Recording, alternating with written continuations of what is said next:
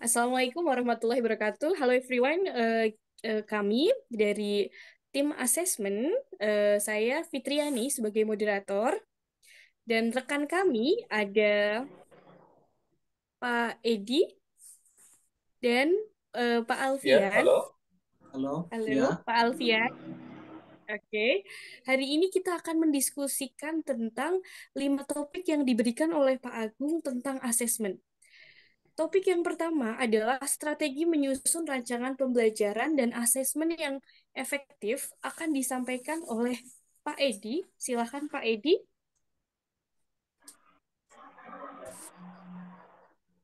Ya, oke, terima kasih. Untuk yang pertama adalah strategi dalam penyusunan RPP dan asesmen.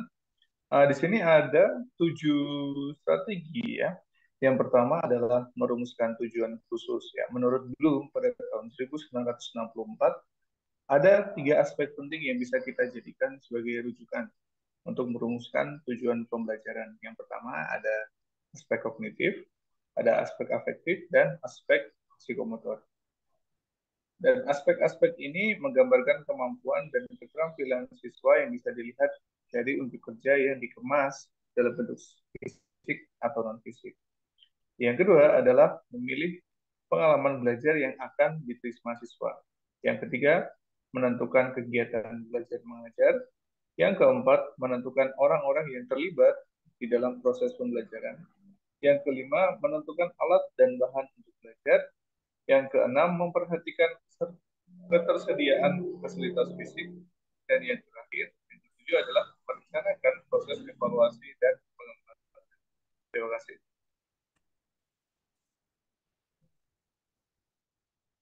You still mute, Fitri. Oke, continue. Terima kasih Pak Edi atas penyampaiannya. Selanjutnya untuk yang kedua adalah tantangan dalam penyusunan RPP dan asesmen yang efektif yang akan saya sampaikan sendiri. Yang pertama, guru belum sepenuhnya memahami esensi dari masing-masing komponen penyusunan RPP. Yang kedua, peraturan yang mengatur tentang pembelajaran belum dibaca dengan utuh atau bahkan tidak pernah dibaca. Yang ketiga, kemudahan mendapatkan file RPP dari guru satu ke guru lain yang sebenarnya tidak bisa diterapkan di kelas karena modalitas, karakteristik, potensi siswanya yang berbeda, namun RPP tersebut tetap saja digunakan. Sehingga dalam beberapa konteks memang mempunyai perbedaan-perbedaan, sehingga RPP pun harus dibedakan. Yang keempat, kecenderungan berpikir bahwa RPP merupakan pemenuhan administrasi saja. Kendala ini dapat teratasi jika guru mau berubah dari pemahaman RPP sebagai pemenuhan administrasi menuju RPP sebagai kewajiban profesional. Oke, selanjutnya slide ketiga akan disampaikan oleh Pak Bapak Edi. Edi. Silakan Pak Edi. Oh iya, terima kasih. Yang ketiga di sini ada siapakah pihak-pihak yang terlibat dalam penyusunan RPP yang efektif. Yang pertama ada guru mata pelajaran, yang kedua ada teman sejawat atau mentor teacher, yang ketiga ada MGMP mata pelajaran di tingkat sekolah, yang keempat ada wakil kepala sekolah di bidang kurikulum, dan yang terakhir adalah kepala sekolah. Terima kasih. Oke, terima kasih Pak Edi. Slide keempat, silakan Pak Alfian. Oke, saya ingin menjelaskan mengenai penerapan asesmen sumatif dan formatif sebagai bagian dari proses pembelajaran. Jadi asesmen sebagai proses pembelajaran atau yang kita sebut dengan assessment as learning, kemudian assessment untuk proses pembelajaran atau assessment for learning, dan assessment pada akhir pembelajaran atau assessment of learning. Berdasarkan jenisnya, assessment mencakup yang pertama, assessment diagnostik, tes awal kita untuk mendiagnosa level dari siswa. Kemudian yang kedua adalah assessment sumatif, dan yang ketiga adalah assessment formatif. Kemudian perlu kita ketahui bahwa assessment sebagai proses pembelajaran atau assessment as learning berfungsi sebagai assessment formatif. Oke. Kemudian assessment untuk proses pembelajaran atau assessment for learning ini berfungsi sebagai assessment untuk perbaikan proses pembelajaran. Juga berfungsi sebagai assessment formatif. Kemudian yang ketiga adalah assessment pada akhir proses pembelajaran atau assessment of learning. Assessment ini berfungsi untuk mengevaluasi pada akhir proses pembelajaran. Kemudian juga berfungsi sebagai assessment sumatif.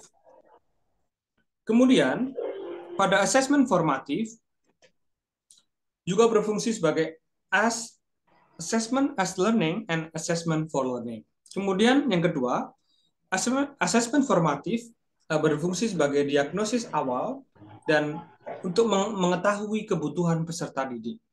Yang ketiga adalah assessment formatif juga berfungsi sebagai umpan balik atau bagi pendidik dan umpan balik bagi peserta didik. Oke, yang keempat adalah assessment formatif juga berfungsi sebagai diagnosis daya serap materi pada pembelajaran. Dan fungsi yang kelima dari assessment formatif adalah berfungsi sebagai pemacu perubahan suasana di kelas. Seperti suasana di kelas menjadi semakin kompetitif, semakin menyenangkan, dan juga siswa lebih tertarik pada pembelajaran. Kemudian, dapat kita lihat ada beberapa teknik assessment formatif adalah sebagai berikut. Yang pertama adalah praktik atau unjuk kerja, yang kedua adalah produk, dan yang ketiga adalah proyek, yang keempat tes tertulis, dan yang kelima adalah tes lisan. Perlu diketahui, asesmen formatif bisa kita lakukan di tengah-tengah proses pembelajaran. Kemudian hasil dokumentasi asesmen formatif adalah lain, produk hasil belajar, jurnal refleksi peserta didik ketika mereka dalam proses pembelajaran, di tengah-tengah proses pembelajaran, dan ketiga adalah rencana tindak lanjut, yang keempat adalah catatan observasi guru di tengah-tengah proses pembelajaran, yang kelima adalah tentu saja nilai. Dari nilai kita dapat memperoleh angka-angka dari siswa, berapa nilai mereka di tengah-tengah proses pembelajaran. Dan yang kedua adalah asesmen sumatif. Apa fungsinya? Yang pertama adalah sebagai alat ukur pencapaian hasil belajar dalam satu lingkup materi. Yang kedua adalah sebagai refleksi pembelajaran dalam satu lingkup materi. Yang ketiga adalah sebagai feedback atau umpan balik dari perancangan dan perbaikan proses pembelajaran berikutnya. Dan yang keempat adalah asesmen sumatif berfungsi untuk mengetahui strength and weakness atau kekuatan dan kelemahan dari belajar peserta didik selama pembelajaran dalam satu lingkup materi. Kemudian, apa saja sih teknik asesmen sumatif? Yang pertama, ada praktik, dua produk, dan ketiga proyek, yang keempat portfolio, yang kelima tes lisan, dan yang keenam tes tertulis. Kemudian, apa sih produk asesmen sumatif? Produknya tentu saja berupa nilai berupa angka, prosentase, dan asesmen sumatif dilakukan di akhir semester atau di akhir proses pembelajaran.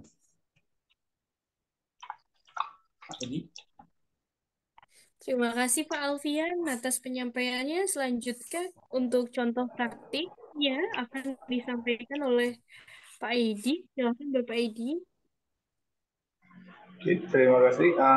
Untuk contoh praktik baik formatif as dan for learning dan sumatif of learning, di sini saya akan membaginya menjadi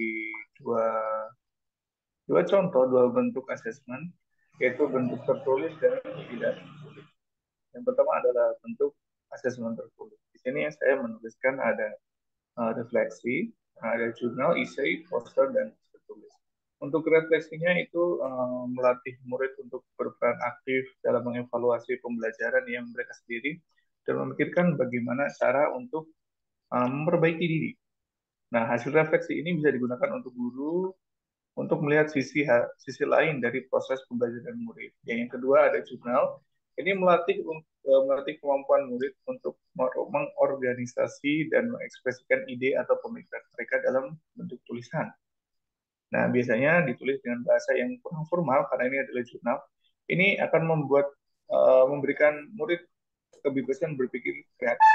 Yang ketiga di sini ada isi.